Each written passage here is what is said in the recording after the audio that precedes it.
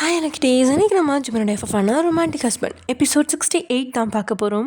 So it is must imagine your self and நீங்கள் நம்ம channel subscribe பண்ணணும், subscribe பண்ணிக்கோங்க. கூட வந்து பெல் ஐக்கன் கிளிக் பண்ணிக்கோங்க. உங்கள் ஃப்ரெண்ட்ஸ் அண்ட் ஃபேமிலிஸ்க்கு ஷேர் பண்ணுங்கள். ஓகே வாங்க நம்ம வீடியோக்குள்ளே போகலாம். அதுக்கு முன்னாடி இன்றைக்கி நம்ம யாரை பார்க்க போகிறோம் அப்படின்னா டயானா பெரினாகி and Keerthana. Hi hello dears, எல்லோரும் எப்படி இருக்கீங்க? ஓகே வாங்க நம்ம வீடியோக்குள்ளே போகலாம். லாஸ்ட்டாக எதனா முடிச்சிருந்தோமோ அதுலேருந்து நம்ம கண்டினியூ பண்ணிக்கலாம். நல்ல தூக்கத்தில் இருந்த லட்சுவுக்கு படிப்படியாக குளிர ஆரம்பிக்கா. அப்படியே தூக்க கலக்கத்துலேயே அவளோட துப்பட்டாவை எடுத்து அவள் ஃபுல்லாக சுற்றிட்டு அப்படியே படுத்திருக்கா. இதை பார்த்துட்டே காருக்குள்ளே இருந்த ஏசியை ஃபுல்லாத்தையும் ஆஃப் பண்ணிவிட்டு பக்கத்தில் இருந்த லட்சுவை பார்த்தபடியே வண்டியை ஓரமாக நிறுத்திட்டு பின்னாடி இருக்க அவனோட பேக்லேருந்து ஒரு ஜெர்க்கின் எடுத்து அப்படியே லட்சு மேலே போர்த்தி விட்டான். இப்போது குளிர் ஓரளவுக்கு மட்டுப்படுது. அதுக்கப்புறம் 2 பேரும் போக வேண்டிய ரிசார்ட்டுக்கு தூரம் இன்னும் 5 கிலோமீட்டர் அப்படின்னு காட்ட சீக்கிரமாக வண்டி விட்டவன் லட்சுவோட தூக்கமும் களையாத மாதிரி தான் பார்த்துக்கிறான். இருந்தும் லட்சு ஒரு 5 நிமிஷம் முன்னாடியே கண்களை முழிச்சு சுற்றியும் முற்றியும் பார்த்தவ இது என்ன இடம் அப்படிங்கிற மாதிரி தனக்குள்ளே ஆரஞ்சிக்கிட்டே அவள் மேலே இருந்த ஜெர்க்கினை இருக்குமா பிடிச்சிக்கிறா. அவள் எந்த இடம் அப்படின்னு தெரியாமல் யோசனையில் வர்றதை பார்த்தவன் கொடைக்கானல் அப்படின்னு மட்டும் சொன்னவன் அவகிட்ட வேறு எதுவும் பேசலை. அதுக்கப்புறம் அவங்க தங்க வேண்டிய ரெசார்ட் வர தங்களோட லக்கேஜ்லாம் எடுத்து 2 பேரும் தள்ளிக்கிட்டு உள்ள வர வண்டிக்குள்ளே இருக்கிற பொழுது அவ்வளோ குளிர் தெரியல. ஆனால் இப்போது வெளியே வந்ததும் குளிர் தூக்கலாக தெரிய லட்சு அவளை அறியாமலே டேயை ஒட்டிக்கிட்டு நடந்து வந்துட்டுருக்கா. அவளோட நெருக்கத்தை உணர்ந்தவன் ஒரு கையில் லக்கேஜை பிடிச்சிருக்கா, இன்னொரு கையை அவளோட உள்ளங்கையோட கோர்த்துக்கிட்டான். அந்த குளிருக்கு அந்த உள்ளங்கை சூடு அவ்வளோ இதமாக இருக்குது அவளுக்கு. ஆனாலும் அவன்கிட்ட இருந்த கையை உருவ முயற்சிக்கா. டே விட்டுற மாதிரி இல்லை. வேறு வழி இல்லாமல் அவளும் பல்ல கடிச்சிக்கிட்டு அவன் கூட நடந்து வரா. டே ரிசப்ஷன் அடைஞ்சு அங்கேருந்த பொண்ணுக்கிட்ட பேசிகிட்டு இருக்கான். இங்கே லட்சுவோ பக்கத்தில் அமைதியாக நின்றுட்டுருக்கா. ஆக்சுவலி ஆரம்பத்தில் டே அவங்கக்கிட்ட 2 ரூம் வேணும்னு தான் கேட்டிருந்தான். ஆனால் எல்லா ரூமும் ஃபுல்லாகிடுச்சு, ஒரே ஒரு ரூம் மட்டும்தான் இருக்குது அப்படின்னு சொல்லிடா. அவனும் என்ன செய்கிறது அப்படின்னு தெரியாமல் திரும்பி லட்சுவை பார்க்க லட்சுவோ இதுக்கும் தனக்கும் சம்மந்தம் இல்லை அப்படிங்கிற மாதிரி நின்றுட்டுருக்கா. அதில் கடுப்பானவன் ரொம்ப தான் பண்ணுறா அப்படின்னு நினச்சிட்டே ஓகே ஒரு ரூமே போதும் அப்படின்னு சொல்லிட்டு லட்சுவோட ரியாக்ஷனை பார்க்க அது அவனை பார்த்ததுக்கப்புறம் தான் அவனுக்கு கொஞ்சம் இதமாக இருக்குது. பின்ன அவகிட்டே ஏதாவது ஐடியா கேட்கலான்னு தானே அவன் அவளை பார்த்தது. அதுக்கு திமிர் பார்வை பார்த்தா அவனும் என்ன செய்வான், எல்லாமே ஒரு அளவுக்கு தானே ப்ரோ. ஆனால் ஒரு ரூமில் 2 பெட் அப்படிங்கிற மாதிரி தான் அவன் ரூம் கேட்டுறான். அவங்களும் அவன் கேட்ட மாதிரி ரூமையும் ஆல்ட்ரு பண்ணி அவனுக்கு கொடுத்துட்டாங்க. கதவை திறந்துக்கிட்டு உள்ளே நுழைஞ்ச 2 பேர்த்துக்குமே அந்த ரூம் அப்படி தான் பிடிச்சி போயிடுச்சு. கஜன்னு இல்லாமல் நீட்டாக, அதே நேரத்தில் பூக்களால் அலங்காரமும் மிதமான அந்த லைட் வெளிச்சத்தில் ரூமே மின்னுது. உள்ளே நுழைஞ்சவளை திரும்பி பார்த்துவான். போய் ரெஃப்ரெஷ் ஆகிட்டு வரையா அப்படின்னு கேட்கா. அவளும் வேகமாக சரின்னு தலையாட்டி பாத்ரூம்குள்ளே நுழைஞ்சிட்டா. ஆனால் அங்கே இருக்கிற சில்ல தண்ணியை பார்த்து திருன்னு முழிச்சிட்ருக்கா. இந்த தண்ணியெல்லாம் கண்டிப்பாக குளிக்க முடியாது, ஏன்னா அதில் அவளால் விரலை கூட வைக்க முடியல. கண்டிப்பாக சுடு தண்ணி வேணும், ஆனால் எப்படி எதை ஆன் பண்ணணும் அப்படின்னு தெரியாமல் ஒரு நிமிஷம் முழிச்சுவ. அதுக்கப்புறம் வேறு வழி இல்லாமல் வெளியே எட்டி பார்க்குறா. அப்போட்டே அவனோட பேக்கில் இருந்த துணிகள்லாம் அவன் போட வேண்டிய துணியை மட்டும் எடுத்து வெளியே வச்சிட்ருக்கான். சார் அப்படின்னு அவள் மெதுவாக கூப்பிட அவனும் திரும்பி அவளை பார்த்தா, என்ன இன்னும் நீ குளிக்கலையா அப்படின்னு கேட்கா. அது சுடு தண்ணி வேணும், அங்கே தான் ஹீட்டர் இருக்கு. அதுக்கப்புறம் அவள் அதை ஆன் பண்ண தெரியாமல் தான் கேட்குறா அப்படிங்கிறத புரிஞ்சு இவனே போய் அவளுக்கு அதை எப்படி ஆன் பண்ணணும் அப்படின்னு சொல்லிட்டு வந்துட அவளும் குளிச்சுட்டு வெளியே வந்துட்டான். அடுத்தவன் குளிக்கலாம் அப்படின்னா தன்னோட ட்ரெஸ்லாம் எடுத்துக்கிட்டு அவள் வெளியே வர ஆர்வம் கேட்டு திரும்பி பார்க்க அந்த நிமிஷம் அப்படியே உறைஞ்சி தான் போகிறான். ஷிஃபான் மெட்டீரியலில் பஃப் கை வச்ச ஒரு அழகான பேபி பிங்க் கலர் மேக்ஸி, அதில் அவன் கட்டின தாலி செயின் அழகாக வெளியே தொங்க தான் ஈரக்கூந்தில் தவட்டினபடியே வெளியே வந்தவளை பார்த்தவனோட ஹார்மோன்ஸ்லாம் அவ்வளோ எக்கு தப்பாக துடிச்சிட்ருக்கு. ஒரு நிமிஷம் அவனையும் மீறி அவகிட்ட உணர்வுகள் பொங்கி எழுறதை உணர்ந்தவன் ரொம்பவே கஷ்டப்பட்டு தன்னை கண்ட்ரோலில் கொண்டு வந்து அவளை கண்டு காணாமல் உள்ளே போயிட்டான். அவன் உள்ளே போனதும் தான் இவளுக்கும் மூச்சு சீராக வருது. லட்சு நிமிர்ந்தெல்லாம் டேயை பார்க்கல அப்படின்னாலும் அவனோட அந்த கள்ள பார்வையை உணர முடியாதா அவளால். அவனோட பார்வையிலே இங்கே லட்சுக்கு செலிர்த்து அப்படியே முடியலாம் தூக்கிட்டு நிற்குது. பெரும்பூச்சோனை விட்டவ அவன் வெளியே வர வரைக்கும் தலையை தான் தோட்டிகிட்ருக்கா. அப்போ தான் அவளுக்கு அவ்வளோ நீளமான கூந்தல் பெரிய டிஸ்டர்பாக இருக்குது. ஆமாம், அவளுக்கு வண்டியில் தூங்கியிருந்தாலும் அது அவ்வளோ கம்ஃபர்டபுளாக இல்லாதனால அவளுக்கு இப்போது படுத்து தூங்கணும் அப்படின்னு தோணுது. ஆனால் தலையை ஈரமாக வச்சுக்கிட்டு படுத்தா கண்டிப்பாக தலைவலி வந்துடும். அதனால் தலையை தோட்டுன்னு அவளும் தோட்டிகிட்டே இருக்கா. வெளியே வந்தவனும் எதுவும் பேசாமல் அங்கேருந்த ஹேர் ட்ரையர் ஆன் பண்ணி எப்பயாவது இது போடலாம், தப்பில்லை. அதுவும் இந்த மாதிரி குளிர் பிரதேசத்தில் இப்படி போட்டு தான் தலையை காய வச்சாகணும் அப்படின்னு லட்சுக்கிட்ட ஸ்ட்ரைட்டாக பேசாமல் ஒரு மாதிரி பொதுவாக டேஸ்ட் லட்சுவும் எதுவும் பேசாமல் அந்த ஹேர் ட்ரையர் பக்கத்தில் வந்து நிற்கிறான். அவனே கையில் அவள் கூந்தலை எடுத்து அவனே அவளோட கூந்தலை ஒவ்வொரு பிரிவாக பிரித்து ட்ரையரை போட்டுட்ருக்கான். அந்த முடியை காய வைக்கிறதுக்குள்ளே அவன் படாத பாடுதான் பட்டு போகிறான். ஆனால் அந்த கூந்தலில் தான் விரலை நுழைச்சவனுக்கு அதில் தன்னுடைய முகத்தை நுழைச்சி அதோட வாசனையை முகந்து அந்த கூந்தலோட அவன் முதுகில் அப்படியே ஒரு கிஸ் பண்ணி அவளோட அந்த சங்கு கழுத்தை கட்டிச்சு முடியாக மொத்தமாக ஒதுக்கி பின்னாடி தள்ளும்போது அவளை பின்னாடி இருந்து இறுக்கி அணைக்கன்னு ஒவ்வொரு செயல் செய்யும் போதும் அப்படியே அவன் மேலே அப்படி ஒரு ஆசை பொங்கிக்கிட்டு இருக்கு. அவள் தன்கிட்ட சகஜமாக பேசாமல் தானும் அவகிட்ட உரிமை எடுத்துக்கூடாது அப்படின்னு தான் அவன் கட்டுப்பாட்டோட அவளுக்கு ஹேர் ட்ரையரை போட்டு விட்டு அவளை விட்டு ரொம்பவே கஷ்டப்பட்டு விலகி நிற்கிறான். அவன் அவளை விட்டு விலகி போகவும் ஓரக்கனால அவனை பார்த்தவளோட இதழ்கள் மெதுவாக விரியுது. அதே சமயம் இங்கே சாரா கிட்ட இருந்து வந்த மெசேஜை படித்து பார்த்து ஜேகே அதிர்ச்சியாகி தன் விழிகள் ரெண்டும் வெளியே வந்துடுற அளவுக்கு அவள் அனுப்புனதை பார்த்துட்ருக்கான். அவளும் மறுபடியும் அதையே தான் அனுப்புகிறான். அதை படித்து எச்சில் கூட்டி விழுங்கினவன் இவ என்ன எந்த நேரத்தில் எப்படி ரியாக்ட் பண்ணுவான்னு புரியவே மாட்டேங்குது அப்படின்னு யோசிச்சபடியே மொபைலை கையில் வச்சிட்ருக்கா. அடுத்த நிமிஷம் அது ரிங் ஆகுது. அவள் தான் சாரா தான் ஃபோனை அட்டன் பண்ணி காதில் வச்சுவன். சொல்லு சாரா அப்படின்னு சாதாரணமாக கேட்க, மெசேஜ் படிச்சியா இல்லையா ஜிகே? பைத்தியம், என்ன ஆச்சு உனக்கு? நீ இப்படிலாம் இருக்க மாட்டியே. எனக்கு வேணும், தருவியா மாட்டியா? Sarah, are you serious? Yes, I am very serious. அதை படித்த ஜேகே அட்டகாசமாக சிரித்தபடியே அவனோட வரிசை பற்கள் தெரிய தன்னுடைய உதட்ட கடிச்ச, எப்போ வேணும் அப்படின்னு கேட்கா. இப்போவே வேணும். இப்போவே வா, உன்னோட ஹிட்லர் அப்பா வீட்டில் இருப்பாரே. நான் காலேஜில் இருக்கேன் ஜேகே. எத்தனை வேணும்? அதுவும் இஷ்டம்டா. சாரா, சும்மா என்னை டெம்ப் பண்ணிட்டு இருக்காதா. என்னை பற்றி உனக்கு தெரியும்ல, நான் நிஜமாகவே கொடுத்துருவேன். ஜேகே, நானும் உன்கிட்ட நிஜமாக தான் கேட்குறேன் அப்படின்னு சாராவும் அசராமல் சொல்கிறா. டேய், என்னடா கொடுக்க போகிற? ஏய், இந்தாம்மா, உனக்கு என்னம்மா வேணும்? இது என்னோட மைண்ட் வாய்ஸ். அப்போ நான் கிளம்பி வரவா? ஆனால் என்ன, நீ காலேஜ் கட் பண்ணுற மாதிரி இருக்கும். இன்றைக்கி ஒரு நாள் காலேஜ் போய் நான் என்ன கோல்டு மெடலை வாங்க போகிறேன்? நாளைக்கு நான் உன்னை பார்க்கணுன்னா கூட முடியாது. நீ தான் போயிடுவியே, டாட்டா பை பை காட்டிட்ட. நான் ஃபாரின் போகிறதுல உனக்கு அவ்வளோ ஃபீலிங்காக இருக்கா? ஏன் ஜிகே, உனக்கு ஃபீலிங் இல்லையா? இருக்குதான், ஆனால் எனக்கு ஃபாரின் போகணுன்றது ரொம்ப ஆசை. அது நிறைவேறுதுன்னு நினைக்கும்போது அது ஒரு பக்கம் எனக்கு சந்தோஷமாக இருக்குது சாரா. நான் என்ன ஒட்டுமொத்தமாக அங்கேவா இருக்க போகிறேன்? எப்படியும் ஒரு 2-3 இயர்ஸ் தான். அங்கேருந்து என்னை பில்ட் பண்ணிவிட்டு அப்புறம் வந்துடுவேன். சரி, நான் காலேஜ் கட்டடிக்க போகிறேன். எங்கே மீட் பண்ணலாம்? பப்ளிக் பிளேஸில் மீட் பண்ணால் நான் கேட்டதை உன்னால் தர முடியாது.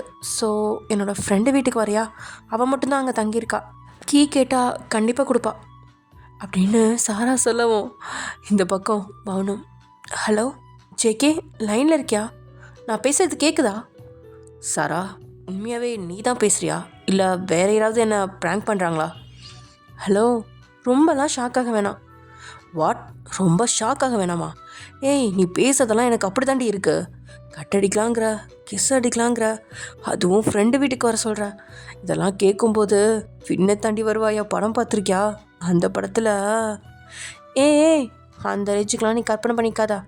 ஜஸ்ட் உன் கூட கொஞ்சம் நேரம் டைம் ஸ்பெண்ட் பண்ணும், அவ்வளோதான். நம்ம ப்ரொப்போஸ் பண்ணதுக்கப்புறம் இந்த மாதிரி ஒரு சுச்சுவேஷன் அமையலையே, அதனால் அப்படி இருக்கணும்னு கேட்குறேன். அப்போ கிஸ் அது கொடுத்துக்கலாம் தான், பட் ஒன்றே ஒன்று கொடுக்கறதுக்காக ஃப்ரெண்டு வீட்டுக்கு வேறு போகணுமா? ஜேகே, அதுக்கு மட்டும் நான் கூப்பிடல. சரி, ஓகே, நீ இந்த அளவு இறங்கி வந்ததே பெருசு தான். ஏன் ஜேகே, உனக்கு இதெல்லாம் தோணலையா? என்னை மீட் பண்ணணுன்னு கூட நீ சொல்ல மாட்ற. லவ் சொன்னதுக்கப்புறம் அவ்வளோதான். இல்லை, லவ் சொல்கிறதுக்கு முன்னாடி வர அப்படி என்கிட்ட கெஞ்சிட்ருப்ப.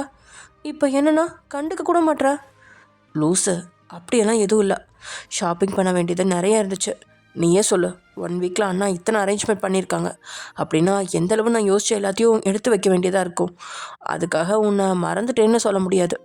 உன்கிட்ட ஃபோனில் பேசிக்கலான்னு நினச்சேன். நம்ம இப்போ இருக்க நிலமையில மீட் பண்ணணுன்னு உன்கிட்ட சொன்னால் நீ இதுக்கு ஒத்துக்க மாட்டேன்னு தான் இதை பற்றி நான் பேசலை. ஆனால் நீயே இப்படி ஆப்போசிட்டாக பேசுவேன்னா நான் எனக்கு கனவா நீ கண்ட. நீ இப்படி பேசுவேன்னு தெரிஞ்சிருந்தா நான் வேறு பிளான் பண்ணியிருப்பேன். என்ன பிளான்? இனிமே எதுக்கு, அதை விட. ஏய் சொல்ல சும்மா. மூவி, லஞ்ச் இப்படி பிளான் போட்டிருப்பேன் சாரா. ஆனால் இப்போ செட் ஆகாது. டைமிங் பாரு. என்ன பண்ணுறது, எல்லாமே எனக்கு லேட்டாக தான் தோணுது. நான் என்ன பண்ண, எனக்கு என்ன கிடைக்கணும்னு இருக்கோ அதான் கிடைக்கும் போல். ஏய் சாரா, சரி விடு, அதெல்லாம் பிரச்சனை இல்லை. நான் காலேஜ் வெளியே வந்துட்டு கால் பண்ணவா? வேணாம், முதல்ல நான் உன் காலேஜ் பக்கம் வந்துட்டு கால் பண்ணுறேன். அதுக்கப்புறம் நீ வெளியே வா. நீ வந்து எவ்வளோ நேரம் வெயிட் பண்ணுவ? சரி ஜேகே, சீக்கிரம் வா. ஃபோனை வச்சவனும் இப்போ பேசினது சாரா தானா அப்படின்னு அப்படியே மறுபடியும் சந்தேகம் வந்துக்கிட்டே தான் இருக்குது ஜேகேக்கு. பின்ன இப்படியெல்லாம் பேசுகிறவளே சாரா கிடையாது. லவ் சொல்கிறதுக்கே அவ்வளோ யோசிச்சா. ஆனால் இப்போ எல்லாமே டக்குன்னு நடக்கிற மாதிரி இருக்கே அப்படின்னு தனக்குள்ளேயே பேசினபடியே கிளம்பி வெளியே வந்தவன் தான் அண்ணனோட ரூம் க்ளோஸ் ஆகிருக்கா அப்படின்னு ஒரு முறை பார்த்துட்டு தான் வெளியே வரான். தன்னுடைய பைக்கை எடுக்க தான் போனான். ஆனால் முன்னாடிலாம் பரவாயில்ல, இப்போது வீட்டுக்கு தெரிஞ்சிருச்சு. யாராவது பார்த்து வத்தி வச்சுட்டா அவ்வளோதான். ஃபாரின் கிளம்புற நேரத்தில் இந்த பிரச்சனைலாம் தேவையா அப்படின்னு நினச்சிவன் அங்கேருந்த காரை எடுத்துக்கிட்டு கிளம்பிட்டான்.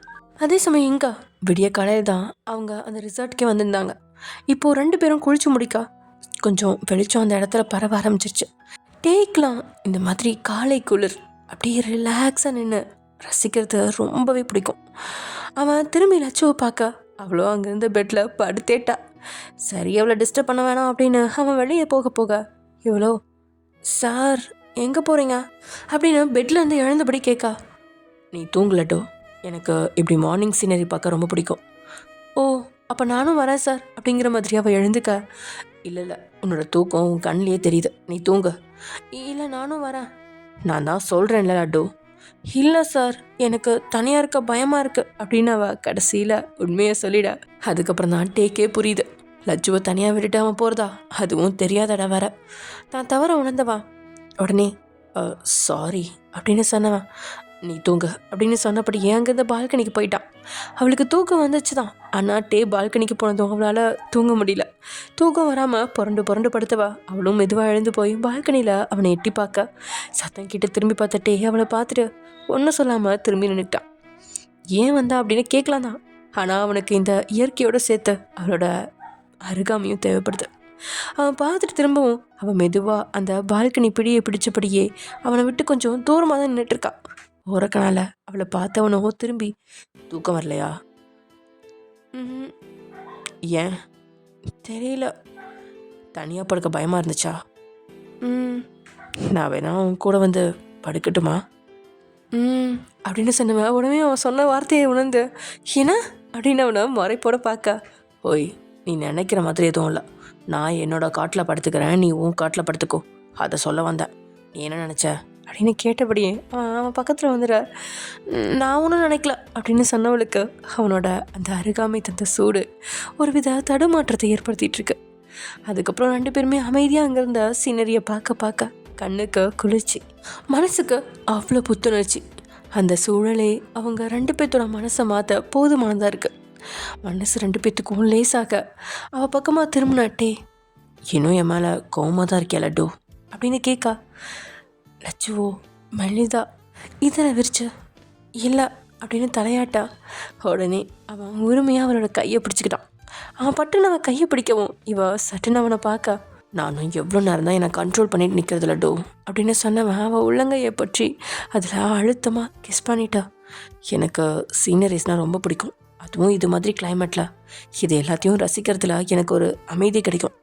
அதுவும் இப்போ நீ என் பக்கத்தில் இருக்கும்போது அது எனக்கு இன்னும் டபுள் மடங்கான ஒரு மாதிரி இருக்குது, சந்தோஷமாக இருக்குது. நான் அடிக்கடி இங்கே வந்திருக்கேன் நட்டு அப்படின்னு அவனும் கதையாக அவகிட்ட பேசிகிட்ருக்கா. அவன் சொல்கிறது எல்லாமே பதிலுக்கு தலையை மட்டும்தான் ஆடிட்டுருக்கா. முதல்ல விரல்களை பிடிச்சிட்டு இருந்தவன் அதுக்கப்புறம் மெதுமா அவளோட கை முழுசையும் தான் வசமாக்கி அதுக்கப்புறம் அவளோட தோளில் தன் கையை போட்டு அவளை தான் தோல் மேலே சாய்ச்சிக்கிட்டே அவகிட்ட பேசிகிட்டு இருக்கான். அதே சமயம் எங்கே ஜேகே காலேஜை விட்டு கொஞ்சம் தள்ளி காரை நிறுத்தி கார்லேருந்து இறங்கி அவளோட வருகைக்காக கொஞ்ச நேரம் காத்துட்ருக்கா. சாராவோ அவனை காக்க வச்சு 5 நிமிஷம் கழித்து தான் வெளியே வரா. வெளியே வந்தவ சுற்றி முற்றிய கண்களை அலைப்பாய விட அவங்க காலேஜ் பில்டிங் முடிகிற இடத்துல அவனோட கார் நிற்குது. அப்படியே அந்த காரில் ஸ்டைலாக ஒரு காலை மட்டும் கார் மேலே வச்சுட்டு இன்னொரு காலை கீழே ஊன்னபடியே கூலர்ஸோட அவன் நின்று ஃபோன் பேசிகிட்டு இருக்கிறத பார்த்தவ முகம் தானாக மலர அவனை நோக்கி வேகமாக அடி எடுத்து வைக்கிறான். ஃபோன் பேசிக்கிட்டே அவள் வராளா அப்படின்னு திரும்பினவன் அவன் வர்றதை பார்த்த சரி நான் அப்புறம் கூப்பிட்றமாச்சி அப்படின்னு ஃபோனை கட் பண்ணிட்டு அவள் பக்கத்தில் வந்ததும் இப்போது அவளை பார்த்த தான் வழக்கமான அழகான சிரிப்போட அவளை கண் சிமிட்டபடியே வரவே இருக்கா. ஜேகே பார்க்காத வரைக்கும் அவனை ரசிச்சுக்கிட்டு இருந்தவ அவன் பார்த்ததும் ஒரு வித முறைப்போடையே எதுவும் பேசாமல் காரில் ஏறி உட்காந்துக்கிட்டான். அவள் ஏறினதும் இவனும் காரில் ஏறி அவள் பக்கத்தில் அந்த டிரைவர் சீட்டில் உட்காந்தவன் அவளை மேலேருந்து கீழே வரைக்கும் நிறுத்தி நிதானமாக பார்த்து எப்படி இருக்க சாரா அப்படின்னு கேட்க பார்த்தா எப்படி தெரியுது நல்லா தான் இருக்கேன். இல்லை நீ நல்லாவே இல்லை. ஏன்னா ஆமாம் என்னாச்சு ரொம்ப டல் அடிக்கிறா? நம்ம தான் இனிமேல் பேசிக்கலான்னு சொல்லிட்டேன்ல. ஆமாம் இப்போ நான் உங்ககிட்ட பேசுறதுனால தான் இப்படி இருக்குனாக்கும். நானும் நல்லா தான் இருக்கேன். வண்டி எடு. ஜேகேவும் சரின்னு வண்டி எடுத்துவேன். சாப்பிட்டியா இல்லை எங்கேயாவது சாப்பிட்டு போகலாமா? மணி 3 ஆச்சு. இவ்வளோ நேரம் சாப்பிடாம இருப்பாங்களா? நானும் சாப்பிட்டேன் அப்படின்னு சொன்னவனை அண்ணன் வந்து பார்த்தவா ரொம்ப ஹாப்பியாக இருக்க போல. அவனும் புன்னகைச்சபடியே உண்மையை சொல்லணுன்னா ஆமாம் ஹாப்பியாக தான் இருக்கேன். என்னை விட்டு பிரிஞ்சு போகிறதுல அவ்வளோ சந்தோஷமா ஜேகே உனக்கு? என்ன நீ எப்போ பார்த்தாலும் பிரிஞ்சு போகிறேன்னே சொல்கிற. இப்போ தான் நம்மளே ஒன்றா சேர்ந்துருக்கோம். உனக்கு அது புரியலையா? ஒரே கல்ல 2 மாங்காய் மாதிரி. அந்த கீதா என்ன பிளான் பண்ணி என் வாழ்க்கையை கெடுக்க நினச்சாலோ தெரியல. ஆனால் அவள் பண்ணது எல்லாமே எனக்கு சாதகமாக வந்துடுச்சு. இங்கே சாராவோ குழப்பமாக அவனை பார்க்க புரியலையா? பாரு நம்ம லவ் பண்ணுற விஷயத்த வீட்டில் சொல்லியாச்சு. எங்கள் அண்ணனுக்கு லவ் மேட்டர் தெரிஞ்சிச்சுன்னா அவர் எப்படியும் இதை பார்த்துப்பாரு. அவருக்கு பிடிக்கலனா கண்டிப்பாக எனக்கு வார்ன் பண்ணியிருப்பார் இது செட் ஆகாதுன்னு. ஆனால் அது மாதிரி எதுவுமே அண்ணா சொல்லலை. அதுவே எனக்கு பெரிய விஷயம். ப்ளஸ் இவ்வளோ நாளாக ஃபாரின் போகணும்னு அடம் பிடிச்சிட்டு இருந்தேன். என்னோடய ஆசைக்காக சரி அனுப்பி வைக்கிறேன்னு தள்ளி போட்டுட்டு இருந்தாங்க. ஆனால் இப்போ உடனே அனுப்பி வைக்கிறேன்னு சொல்லிட்டாங்க. வாயில் சொன்னது மட்டும் கிடையாது, அதுக்கான ஏற்பாடு எல்லாமே செஞ்சிட்டாரு. நாளைக்கு ஐயா பறந்துட்டுருப்பேன் அப்படின்னு அவன் கனவுகளோட சொல்ல போய் உங்ககிட்ட என்னோட காதலை சொன்ன பாரு அப்படின்னு சாரா இங்கே பொறுமிகிட்ருக்கா. ஏன் என்னாச்சு அப்படின்னு அவளை திரும்பி பார்க்கா. பின்ன ஒரு ஃபீலிங்ஸும் இல்லாதவன்கிட்ட போய் என் லவ்வை சொல்லியிருக்கேன், என்னை விட்டு போகிறேன்னு கொஞ்சம் கூட உனக்கு வருத்தமே இல்லை? ஏய் சாரா உண்மையை சொல்லணும்னா அப்படி சொல்லிட முடியாதுடி. சின்னதாக உன்னை விட்டு பிரியணும்னு வருத்தமாக தான் இருக்குது. நம்பிட்டேன். உண்மைதான் சாரா, என்னோட பல நாள் கனவு நிறைவேற போகுதுன்னு ஒரு 75% சந்தோஷம் இருந்தாலும் மீதி 25% ஒன்று நினச்சி வருத்தமாக தாண்டி இருக்கு.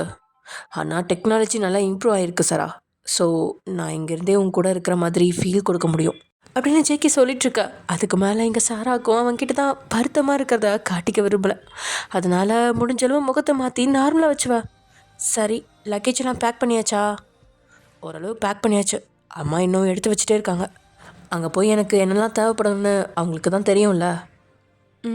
சரி லெஃப்ட்டு போ, அப்படியே ஸ்ட்ரைட்டாக போய் ரைட் எடு அப்படின்னு அவளோட ஃப்ரெண்டு வீட்டுக்கு போக அவள் வழி சொல்ல அவங்க 2 பேரும் ஃப்ரெண்டோட வீட்டுக்கு போகிறாங்க. அங்கே சாரா அந்த வீட்டோட சாவியை போட்டு கதவை திறக்கா.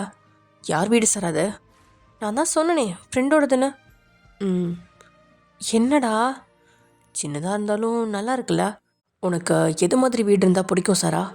ஏன் சொன்னால் கட்டித்தர போறியா? சும்மா சொல்ல. முதல்ல நீ உள்ளே போய் உட்காரு, நான் டோர் லாக் பண்ணிட்டு வரேன். ஓகே அப்படின்னு அவன் உள்ளே போக சாரா டோர் லாக் பண்ணிவிட்டு உள்ளே வர ஜேகேவோ சுற்றி முற்றி அந்த வீட்டை பார்த்துட்ருக்கான்.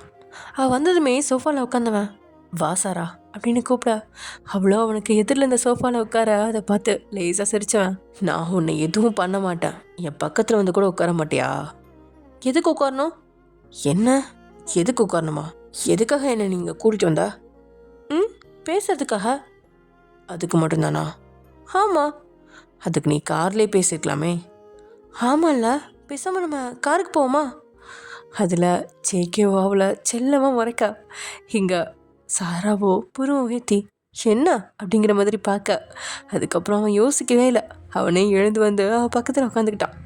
அவள் சாதாரணமாக இருக்க ட்ரை பண்ணாலும் அவனோட அருகாமல் ஒரு வித குறுகுறுப்பு தான் ஏற்படுத்துது. அவளோட அமைதியாக அதுக்கு மேலே தாங்காதவன் இப்போது அவளோட தோள் மேலே உரிமையாக கையை போட ஜேகே அப்படின்னு அவனோட கையை தட்டி விடா. இப்போ என்ன பண்ணிட்டேன்? என் ஆள் மேலே கை கூட போடக்கூடாதா? ஓ அதெல்லாம் உனக்கு ஞாபகம் இருக்கா என்ன? சாரா அதான் நானும் உன்னை மிஸ் பண்ணுறேன்னு சொன்னேன்ல. என்னமோ நீ மட்டும்தான் என்னை லவ் பண்ணுற மாதிரி ஓவரா பண்ணுறா அப்படின்னு ஜேகே ஆதங்கமாக சொல்ல அதுக்கு மேலே சாராவாலையும் அமைதியாக இருக்க முடியல. அவனோட தோள் மேலே சாஞ்சிக்கிட்டவா எத்தனை வருஷம் ஆகும் ஜேகே, இடையில வரவே மாட்டியா அப்படின்னு ஏக்கமாக அவன்கிட்ட கேட்க, அதில் வெண்ணகை பூத்தவன் அவளோட கன்னத்தில் தான் கையை வச்சு தான் தோல் மேலே வாக சாச்சு, எப்படியும் ஒரு 2 இயர்ஸ் ஆகும் சாரா. ஆனால் உனக்கு எப்போல்லாம் என்னை பார்க்கணுன்னு தோணுதோ அப்போல்லாம் சொல்லு. வீடியோ காலில் வருவியா? இல்லடி, நேர்லேயே வரேன். உண்மையா அப்படின்னு அவன் தோல் மேலேருந்து எழுந்து அவனை பார்த்து சாரா கேட்க, என் மேலே நம்பிக்கை இல்லையா உனக்கு? நம்பிக்கை இருக்குதா, ஆனாலும் சொல்லு. வர்றேன்டி.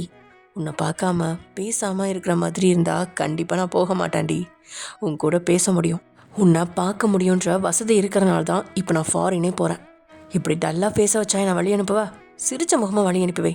எனக்கு அங்கே போய் உன் ஃபேஸ் தான் அடிக்கடி ஞாபகம் வரும். அப்போ இந்த அழுது வடிஞ்ச மூஞ்சி ஞாபகம் வந்தா எனக்கு கஷ்டமாக இருக்கும்ல. சரி, சிரிச்சிட்டேன் போதுமா?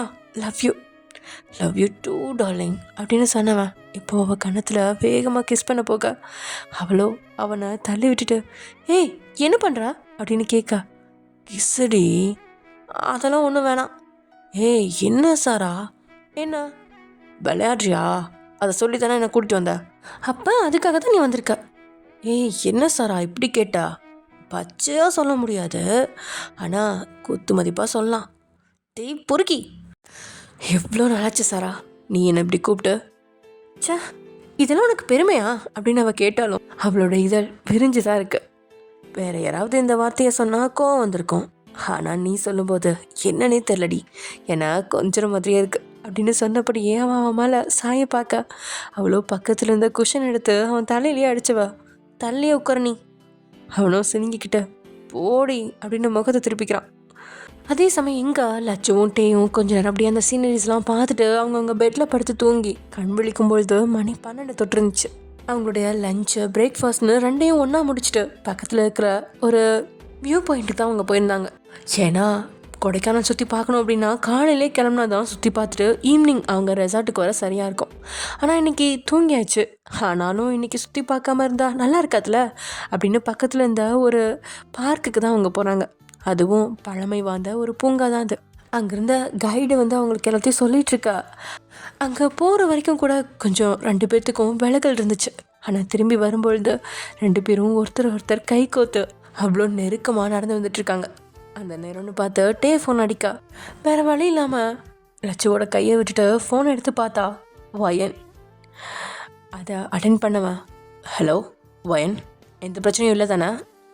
அதெல்லாம் இல்லைடா, அன்றைக்கே முடிஞ்சிடுச்சுன்னு சொன்னேன்ல. சரி, அப்போ வேற என்ன வயன்? இல்லை, எக்ஸாம்ஸ் எல்லாம் வரப்போகுது இல்லட்டே, காலேஜுக்கு தான் வரல. அட்லீஸ்ட் அட்டண்டன்ஸ்க்கு ஃபைன் கட்டிட்டு எக்ஸாமாவது எழுதலாமான்னு பார்க்குறேன். எக்ஸாமா? ஆமாம், உங்கள் வீட்டுக்காரர் அதுக்கு பெர்மிஷன் கொடுத்துட்டாரா? அவர்கிட்ட இன்னும் கேட்கல, இனிமே தான் கேட்கணும். நீ முதல்ல அப்படி எழுத முடியுமான்னு எனக்கு கேட்டு சொல்கிறியா? ஆல்ரெடி என் கிளாஸ்மேட் ஒருத்தி போன செமஸ்டரில் அப்படி தான் எழுதினான். ஆனாலும் எனக்கு டவுட்டாக இருக்குது, அதை கிளியர் பண்ண தான் உனக்கு ஃபோன் பண்ணேன். சீக்கிரமாக கேட்டு சொல்லிட்டே. வயன், நான் காலேஜில் இல்லை. வேற எங்கே இருக்கா? லீவா? லீவ் இல்லை, உன்கிட்ட மட்டும் ஒரு சீக்ரெட் சொல்லவா? என்ன? யார்கிட்டையும் சொல்லக்கூடாது, அதை நீ சொல்கிறத பொறுத்து. அவள் போ, சொல்ல மாட்டேன். ஏய் நான் டென்ஷன் பண்ணாதட்டே, என்னென்ன சொல்லு. அது நானும் லட்சுவும் இப்போது கொடைக்கானலில் இருக்கோம். அதை கேட்டு உங்களோட விழிகள் 2 சாசர் மாதிரி விரியா, உங்களோட கண்களில் அதிர்ச்சி அப்பட்டமாக தெரியுது. டேய் என்ன சொல்கிற? ஆமாம், எங்கள் டிபார்ட்மெண்ட்டில் டூர் அரேஞ்ச் பண்ணாங்க. அப்போ அவங்க கூட டூர் போகிற மாதிரி லட்சு வீட்டில் சொல்லிவிட்டு என் கூட வந்துட்டான். நானும் லட்சுவும் தனியாக வந்துட்டோம். ஏன் உனக்கு கொஞ்சமாவது அறிவு இருக்காட்டே? ஆல்ரெடி வீட்டில் விஷயத்த சொல்லாமல் ரொம்ப லேட் பண்ணிகிட்ருக்க. உனக்கு இதெல்லாம் தேவைதானா? எங்கட்டே சிக்கலில் மாட்டிக்குவானோ அப்படிங்கிற பயத்தில் தான் நீங்கள் இவ்வளோ சத்தமாக பேசினது. ஆனால் நீங்கள் போட்ட சத்தத்தில் ஹாலில் இருந்த ஜிமின் ரூமுக்கு வந்து எட்டி பார்த்தது உங்களுக்கு தெரியாது. நீங்கள் இந்த பக்கம் திரும்பி ஃபோன் பேசிகிட்டு இருந்தீங்க. அங்கே நின்று டேயோ ஃபோன் பேசிகிட்டு இருந்த உங்களை தான் பார்த்துட்ருக்கான். போச்சு, டே மாட்டிக்கிட்டான். ஆனால் இங்கே நீங்களோ அதை கவனிக்காமல் லூஸு மாதிரி நீ பண்ணிகிட்ருக்க டே. அவ்வளோதான் நான் சொல்லுவேன். உங்ககிட்ட சீக்கிரமே லட்சு வீட்டில் சொல்ல சொன்னேன் இல்லையா? நான் சொல்ல ரெடியாக தான் இருக்கேன் வயன். இவ தான் என்னை சொல்ல விடாமல் டார்ச்சர் பண்ணுறான். ஆனால் கண்டிப்பாக இந்த டூர் முடிஞ்ச உடனே சொல்லிடுவேன். எனக்கு சுத்தமாக நீ பண்ணுறது பிடிக்கல. நீ பழைய டேவே கிடையாது தெரியுமா? எங்கள் வீட்டுக்காரர் உன்னை திட்டுறதுல தப்பே இல்லைடா. ஹோய், என்ன என்னை திட்ட வேற செய்வீங்களா புருஷன் பொண்ணாட்டியும் சேர்ந்து? பின்ன நீ பண்ணுற வேலைக்கு எல்லாம் உன்னை கொஞ்சுவாங்களா? லவ் பண்ணுறது தப்பா? எந்த ஒரு சுச்சுவேஷன்லேயும் லவ் பண்ணுறது தப்புன்னு நான் சொல்ல மாட்டேன். பட் அந்த லவ்வால் மற்றவங்க காயப்படாத அளவு விஷயத்தை ஹேண்டில் பண்ணுட்டே. என்னை விட நீ தான் பெரியவன். இதெல்லாம் நான் சொல்லி உனக்கு தெரிய வேண்டிய அவசியமே இல்லை. நீ ரொம்ப மெச்சூர்டாச்சே, நீ ஏன் இப்படிலாம் பிஹேவ் பண்ணுற? சரி சரி ஓயன், நீ டென்ஷன் ஆகாத. நான் தெரியாமல் வந்துட்டேன், இனிமேல் வரமாட்டேன். உனக்கு என்ன சின்ன பிள்ளை கிட்ட பேசுறதா நினைப்பா? முதல்ல 2 பேரும் கொடைக்கானல்லேருந்து கிளம்பி வீட்டுக்கு வாங்க. போய் முதல்ல உங்கள் விஷயத்தை அவள் வீட்டில் சொல்லு. பிரச்சனை வந்தாலும் பரவாயில்ல, முதல்ல இந்த பிரச்சனையெல்லாம் ஃபேஸ் பண்ணுங்கள். ஃபேஸ் பண்ணிவிட்டு அதுக்கப்புறம் நீங்கள் எங்கே வேணாலும் போங்க. நீ என்ன லூஸ் அவயன்? இவ்வளோ தூரம் வந்துட்டோம், இன்னும் ஒரு நாள் தான் என்ஜாய் பண்ணிட்டு அதுக்கப்புறம் போகிறோமே. அதுக்குள்ளே உனக்கு என்ன அவசரம்? நான் சொல்கிறத கேட்கக்கூடாதுன்னு நீ ஒரு முடிவுலேயே இருக்கேடா. அப்புறம் உன் இஷ்டம் அப்படின்னு சொன்னபடி நீங்கள் ஃபோனை கட் பண்ணிவிட்டு தலையில் கை வச்சு உட்காந்துட்டீங்க. நீங்கள் பேசுனது எல்லாமே கதவு மேலே சாஞ்சபடியே கேட்ட ஜிமினுக்கு எதுவும் சரியாக படல. இது உங்ககிட்ட சொன்னாலும் உங்களால் எதுவும் செய்ய முடியாது அப்படின்னு நினச்சவன் வெளியே வந்து சரவணனுக்கு தான் கால் பண்ணுறான். சரவணனும் முதல் ரிங்லேயே ஃபோனை எடுத்துட. இப்போது ஜிமின் தான் என்ன பேசுறதுன்னு தெரியாமல் கொஞ்சம் தடுமாறி நிற்கிறான். ஹலோ ஜிமின் சார், லைனில் இருக்கீங்களா? சரவணன், எப்படி இருக்கீங்க? நல்லா இருக்கேன் சார். வீட்டில் எல்லாரும் நல்லா இருக்காங்களா? நல்லா இருக்காங்க சார். உங்கள் வீட்டில்? யா, ஆல் ஆர் ஃபைன். உங்கள் வீட்டில் அப்பா அம்மா தங்கச்சி தம்பி எல்லாம் நல்லா இருக்காங்களா? எல்லாருமே நல்லா இருக்காங்க சார் அப்படின்னு சொன்னவனுக்கு இவர் என்ன திடீர்னு ஃபோன் பண்ணி இப்படிலாம் நல்லா விசாரிக்கிறாரு அப்படின்னு தான் தோணுச்சு. அப்பா அம்மா எங்கே இருக்காங்க? அவங்க வீட்டில் தான் சார் இருக்காங்க. உங்கள் தம்பி? அவனும் அப்பா அம்மா வீட்டில் தான் சார் இருக்கான். அப்பப்போ தான் வருவான். காலேஜெல்லாம் கரெக்டாக அவங்க தங்கச்சி போகிறாங்களா? போயிட்டு தான் சார் இருக்கா. இப்போ தான் காலேஜில் கோவாவுக்கு டூர் போயிருக்கா. 2 நாளாக வந்துடுவா. கோவாவுக்கு தனியாக டூரெல்லாம் அனுப்பி வச்சிட்டிங்களா? ஏன் சார், என்னாச்சு? இல்லை, நான் என்னோடய தங்கச்சியெல்லாம் அனுப்ப மாட்டேன். அவள் எவ்வளோ தான் அடம் பண்ணி கேட்டாலும் எனக்கு பயம், அதனால் அனுப்புனதில்லை.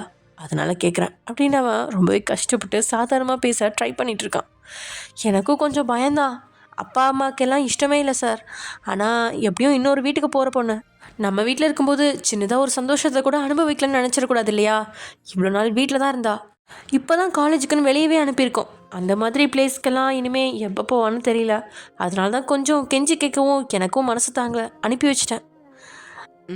சேஃப்டி தான் ஃபஸ்ட் சரவணன். சரி, அனுப்பி வச்சிட்டிங்க, ஒன்றும் பிரச்சனை இல்லை. சரி, எல்லோரும் உடம்பு பார்த்துக்கோங்க. அன்றைக்கி கொஞ்சம் டென்ஷனில் சவுண்டாக பேசிட்டேன். நீங்கள் ஏதாவது தப்பாக எடுத்துக்கக்கூடாதுன்னு தான் ஒரு கால் பண்ணி நார்மலாக பேசினா கொஞ்சம் ஃபீலிங் பெட்டராக இருக்கும்ல. மற்றபடி வேறு எதுவும் இல்லை அப்படின்னு சொன்னபடியே இந்த பக்கம் ஜிமின் ஃபோனை வைக்கா. இவ்வளோ நேரமும் எதுக்காக ஃபோன் பண்ணார் அப்படின்னு யோசிச்சுட்டு இருந்தவன் கடைசியாக ஜிமின் சொன்னதை கேட்டு சமாதானம் அடைஞ்சிட்டு அவனோட வேலையை பார்க்க ஆரம்பிச்சிட்டான். அதே சமயங்கா, என்னாச்சு சார்? வயன் அண்ணி என்ன சொன்னாங்க? அவங்க பேசினதை வச்சு ஓரளவு இங்கே லட்சுவுக்கு புரிஞ்சாலும் என்ன பேசினாங்க அப்படின்னு தெளிவாக தெரியணும் இல்லையா? அதனால டேக்கிட்ட லட்சு கேட்கா. எப்பயும் போல தான் வீட்டில் முதல்ல சொல்கிறா, அதுக்கப்புறம் எங்கே வேணாலும் சுற்றுங்க அப்படின்னு சொல்கிறா. அவள் சொல்கிறதும் நல்லதான்ல? நல்லது தான், ஆனால் நீ தயவு செஞ்சு வாயை திறக்காத. உன் வாயை திறக்காமல் இருந்தா நான் எப்போவோ சொல்லியிருப்பேன் அப்படின்னு சொன்னதும் அவன் முகம் அப்படியே தொங்கிடுச்சு. பெருமூச்சு ஒன்று விட்டவன் அவளோட தோள் மேலே கையை போட்டு, சரி விடு, வந்தது வந்தாச்சு, என்ஜாய் பண்ணிட்டு போனதும் முதல் வேலை உங்கள் வீட்டில் பேசுகிறது தான், ஓகேவா? அப்படின்னு அவன் சொல்லிவிட்டு அமைதி நடக்கா. அவளோட தோள் மேலே இருந்த அவனோட கை இப்போது அவளோட இடுப்பை வலிக்குது. அவளோட நெளிஞ்சிக்கிட்டே அவனை பார்க்க இன்னும் அழுத்தமாக அவளோட இடையை பற்றி, என் பொண்டாட்டி சொல்ல சொன்னால் தான் நான் சொல்லுவேன். என் பொண்டாட்டிக்கு பிடிக்கல நான் சொல்ல மாட்டேன். இப்போ நான் சொல்லவா வேண்டாமா லட்டு அப்படின்னு அவன் காது பக்கத்தில் குனிஞ்சு கேட்கா. முகம்லாம் செவக்க அவனை விட்டு பட்டுன்னு விளக்குனவா. என்ன சார் இது? பப்ளிக் பிளேஸ் தான், ஆனால் சுற்றி யாருமே இல்லையே, நீ சொல்லடி அப்படின்னு சொன்னவன் மறுபடியும் அவன் இடையில கை வச்சுக்கிட்டான். சார் அப்படின்னு அவன் மேலே கை வைக்க, குளிருது லட்டு, இந்த இடத்துல கை வச்சா கொஞ்சம் கதப்பாக இருக்குது அப்படின்னு சொல்லி அவளை சீனபடியே அங்கே இருக்கிற ரெசார்ட்குள்ளே வந்தவங்க ரூமுக்கு போகாமல் டின்னரை முடிக்கிறதுக்காக அங்கேயே உட்காந்துட்டாங்க. இருட்டில் அவள் இடையில கையை வச்சபடியே வந்தவன் கொஞ்சம் வலிச்சு வரமோ அவளை விட்டு கொஞ்சம் தள்ளி தான் நடந்து வரான். உனக்கு என்ன வேணும் லட்டு அப்படின்னு அவன் மெனு கடை பார்த்தபடியே கேட்கா. எதுவாக இருந்தாலும் ஓகே தான் சார். எதுவாக இருந்தாலும் ஓகேவா அப்படின்னு அவன் கண்ணடிச்சபடியே கேட்கா. முகெல்லாம் சிவக்கா அவனை முறைச்சவா எதுவும் பதில் சொல்லாமல் அமைதியாயிட்டான். சரின்னு அவனே அவளுக்கும் சேர்த்து ஆர்டர் பண்ணி வெயிட்டர் அனுப்பினவன். ஆமாம், அன்றைக்கி காலேஜுக்கு என்னோடய ரூமுக்கு வந்து என்ன அராஜகம் பண்ண நீ? இப்போ என்னன்னா ஒன்றுமே தெரியாதா பாப்பா மாதிரி அமைதியாக இருக்கா? அது அது அப்படின்னு சொன்னவளுக்கு வார்த்தை தான் வரல. அன்றைக்கி அவளுமே அப்படி நடந்துக்க வேணும் அப்படின்னு நினைக்கல. ஆனால் அவன் மேலே இருந்த உரிமை அவளை அப்படி நடக்க வச்சுருந்துச்சு. சிலர் பார்க்கறதுக்கு அமைதியாக தான் இருப்பாங்க, ஆனால் அவங்களுக்கு உரிமையானவங்க கிட்ட மட்டும் அவங்களோட குறும்புத்தனத்தை காட்டுவாங்க. அந்த ரகத்தை சேர்ந்தவ தான் லட்சு.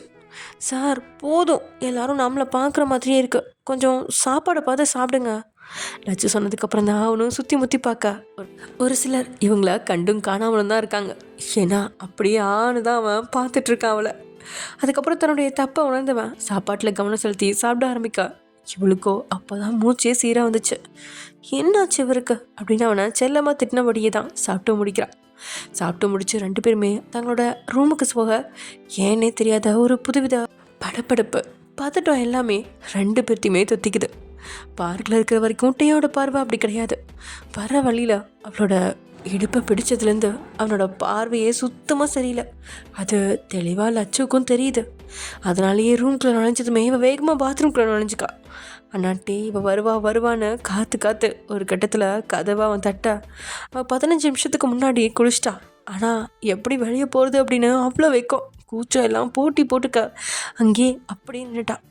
எவ்வளோ நேரம் அப்படி இருந்தா அப்படின்னு அவளுக்கே தெரியல. வந்து கதவை தட்டவும் தான் நினைவுலகத்துலேருந்து வந்தவா இதோ வரேன் சார் அப்படின்னு குரல் கெடுக்க டேக்கு அப்போ தான் உயிரே வந்துச்சு. ஏன்னா அவள் குரல் வர இந்த சில நிமிடத்துக்குள்ளே அவன் ஏதுன்னு நினச்சிட்டான்.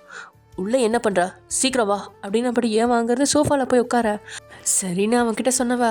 அதுக்கப்புறம் தான் மாற்றிக்கிறதுக்கு ட்ரெஸ் எடுத்துகிட்டு வரல அப்படின்னு உணர்றா. ஆக்சுவலி இவங்க மதியம் தான் குளித்தாங்க. வெளியே போகணும் அப்படிங்கிறதுக்காகவே அவங்க 2 பேரும் சாப்பிட்டு ரெடியாகி வர 4 மணி ஆயிடுச்சு. அதுக்கப்புறம் அவங்க வெளியே போயிட்டாங்க. இத்தனை குளிரில் வேகவா செய்யும் ஃப்ரெஷ்ஷாக தான் இருந்துச்சு. இருந்தும் அவனை தவிர்க்கிறதுக்காக தான் அவள் பாத்ரூம்குள்ளே நுழைஞ்சா. அவசரத்தில் மாற்றிக்கிறதுக்கு வர ட்ரெஸ்ஸும் எடுத்துகிட்டு வரல. அவள் போட்டிருந்ததையும் ஏதோ ஒரு ஞாபகத்தில் நினச்சி போட்டுட்டா. இப்போது அவன் நின்றுட்டுருக்கிறது அங்கேருந்த டவலை சுற்றினபடி தான். அவன் சொன்னதும் ட்ரெஸ் மாற்றுறதுக்காக அவள் ஹேங்கரை பார்க்க அங்கே ட்ரெஸ் இல்லை அப்படின்னதும் தான் அவளுக்கு படப்படப்பு இன்னும் கூடிருச்சு. அந்த குளிரில் அவளுக்கு நடுக்க வர எடுக்க ஆரம்பிச்சிருச்சு. என்ன இவ்வளோ நேரம் ஆச்சு, வரேன்னு சொன்னால் வரல அப்படின்னு மறுபடியும் வந்து கதவை தட்ட இந்த முறை அவளால் எதுவுமே பேச முடியல. நான் மேலண்டத்தில் ஒட்டிக்க அவள் அப்படியே அமைதியாக இருக்கா. அவளோட அமைதி அவனை கலங்கடிச்சிட்ருக்கு. ஒரு கட்டத்தில் அவன் பதறது புரிஞ்சும் ரொம்பவே கஷ்டப்பட்டு சார் அப்படின்னு மெதுவான குரலில் கூப்பிடுவ. நான் மாற்றுறதுக்கு ட்ரெஸ் எதுவும் எடுத்துகிட்டு வரல அப்படின்னு கதவு பக்கத்தில் நின்று சொன்னது அவளுக்கு தெளிவாக தான் கேட்குது. அதுக்காக தான் இவ்வளோ நேரம் நீ உள்ளே இருக்கியா, உனக்கு என்ன லூஸாக பிடிச்சிருக்க, என்கிட்ட சொன்னால் நான் எடுத்து தர மாட்டேனா? அது சார் அப்படின்னு அவள் தயங்க. நான் வெளியே போகிறேன், நீ வெளியே வந்து ட்ரெஸ் மாற்றிக்கோ அப்படின்னு சொன்னவன் கதவை சாத்திட்டு வெளியே போய் நின்றுக்கிட்டான். அவன் போய் கதவை மூடுற சத்தம் இவளுக்கு நல்லா கேட்டுச்சு. இருந்தும் தயங்கினபடி கதவை திறந்து வெளியே எட்டி பார்க்க அவன் சொன்னது உண்மைதான் அப்படிங்கிற மாதிரி அவங்க இல்லை. போனதுக்கப்புறம் தான் தயங்கினபடியே வெளியே வந்தவ வேகமாக அவளுடைய ட்ராவல் பேக் எடுத்து அதுலேருந்து ஒரு ட்ரெஸ்ஸை எடுத்து மாட்டினதுக்கப்புறம் தான் அவளோட படபடப்பு கொஞ்சம் மட்டுப்படுது. அவன் தனக்காக வெளியே நிற்கிறானே அப்படின்னு வேகமாக போய் கதவை திறக்க அங்கே தான் நின்றுட்டுருக்கான். ஆனால் இவளுக்கு முதுகு காட்டினபடியே ஃபோனில் ஏதோ பார்த்துட்ருக்கான். கதவை தந்த சத்தம் கேட்டும் அவன் நிமிர்ந்து பார்க்கல லட்சுவை. சார் உள்ளே வாங்க அப்படின்னு கூப்பிட அதுக்கு பதில் எதுவும் சொல்லாதவன் அவன் பேக்கெட்லேருந்து ஒரு கீ எடுத்து அவன் முன்னாடி நீட்டா அவ்வளோ புரியாமல் அவனையும் அந்த கீவையும் பார்க்குறா. புடி அப்படின்னு அழுத்தி சொன்னவன்.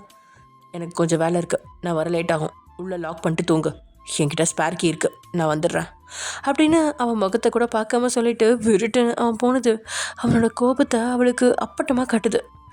இவர் எதுக்கு இப்போ கோவமாக போகிறாரு அப்படின்னு அவன் நினச்சாலும் அவள் உள் மனசுக்கு தெரியும். அவள் அவன்கிட்ட மாற்று உடை கேட்காம அவ்வளோ நேரம் உள்ளே நின்னது தான் அவனுக்கு கோவம் அப்படின்னு. இப்போ தான் ஓரளவு ப்ராப்ளம்லாம் சரியாச்சு. எங்கள் 2 பேருக்கும் கண்ணு தான் பட்டுருச்சு போல். சண்டை மேலே சண்டை வந்துகிட்டே இருக்கு. நான் ஏன் இப்படி லூஸ் மாதிரி நடந்துக்கிறேன், அவர்கிட்ட கேட்டால் எடுத்து தர போகிறாரு அப்படின்னு தலையில் அடிச்சுக்கிட்டவ அவன் வர்ற வரைக்கும் அவனுக்காக காத்திருக்க தான் செய்கிறான். 2 மணி நேரம் கழித்து அவள் ரூமோட கதவு தட்டப்பட அவளுக்கு உள்ளுக்குள்ளே பயம். என்ன, யார் கதவு தட்டுறான் இந்த நேரத்தில் அப்படின்னு. ஏன்னா அவன்கிட்ட தான் ஸ்பேர் கீ இருக்குது. அதனால அவன் கதவு தட்ட மாட்டான் அப்படிங்கிற நினைப்பில் அவன் நின்றுட்டுருக்கா. மறுபடியும் கதவை தட்டவன் கதவை திரடி அப்படின்னு சொன்னது லைட்டாக வந்து லட்சுவோட காதில் விழுகுது. ஓகே ஃப்ரெண்ட்ஸ், இதோட இந்த எபிசோட முடிச்சுக்கலாம். நெக்ஸ்ட் எபிசோட நடக்க போகுது அப்படிங்கிறத நெக்ஸ்ட் எபிசோடில் பார்க்கலாம். Okay bye.